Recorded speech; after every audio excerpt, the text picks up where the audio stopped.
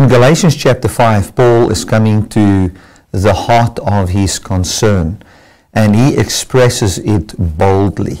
He's talking about falling from grace and what that really means.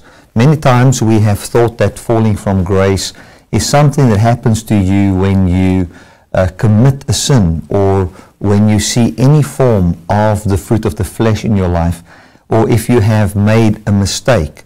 We have thought that that is now falling from grace. And the whole concept of falling from grace was really something that did bring a lot of fear to the heart of many people in the church, in the modern church.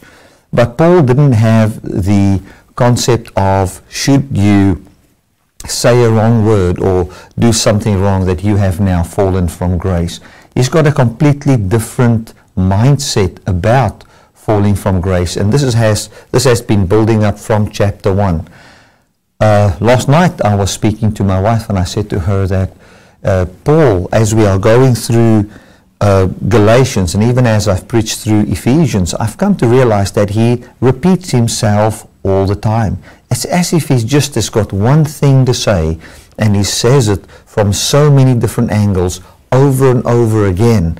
And then she said to me, yes, it is because he wants them to get the idea. He wants them to get to the point and have understanding from any direction as pertaining to this specific point. So we see in chapter 5 where Paul comes and he expresses the concept of falling from grace, what that actually is. He then goes on and explains what will happen should you fall from grace and go back into legalism, go back into justification, which we're going to look at, by works, and that you will then actually have the fruit of the flesh in your life on account of a different belief system.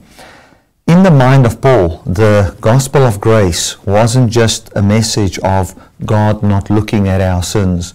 It was actually a message of God gracing us with a brand new life. And now, since God has brought a new creation forth in the earth in the resurrection of Jesus, that by the Spirit that then raised Jesus from the dead, that we can have a brand new life.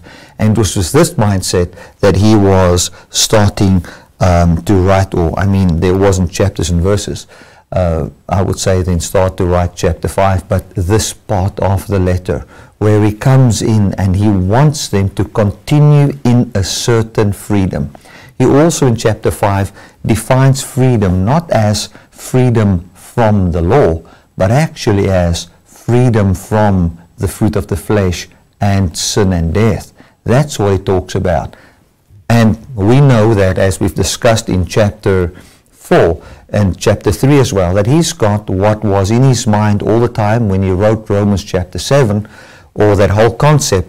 It is said that Galatians is the oldest writing in the New Testament, so we can't say that when he wrote Romans 7, but the concept that was in his mind when he wrote Romans 7 was also in his mind in Galatians here, and we see it clearly, and that is the mindset that through the law is the experiential knowledge of sin, and since we are now set free from sin and death, there is no need for a law anymore. What I would summarize chapter 5, or to give a good introduction to this, is I would say that chapter 5 is all about Paul expressing his concern on why he doesn't want people to go back under the law. And he gives practical examples on why. The reason was not that he will not have followers, that he will not look good, that he's not going to get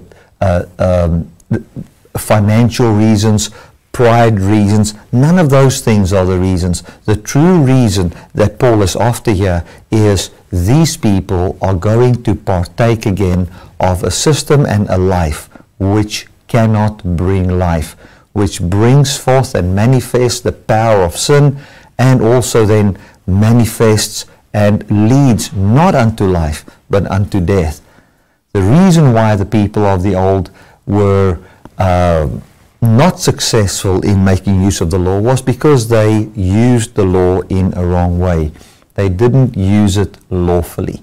One can use the law as long as what you do it lawfully, meaning inside the parameter wherein the law was placed there. And the law was placed there for a few reasons. The first one definitely is to show man his inability.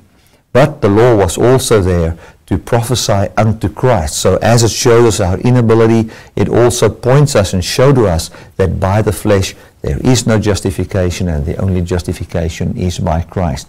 It's with this mindset that chapter 5 should be seen, and Paul expresses not from a point of, well, if you don't do what I say, you're going to go to hell, or something like that. Paul doesn't have a heaven and hell concept in his mind when he expresses falling from grace. What he's got in mind is experiential knowledge of the life that God has promised for everyone. That is the introduction to Galatians chapter 5.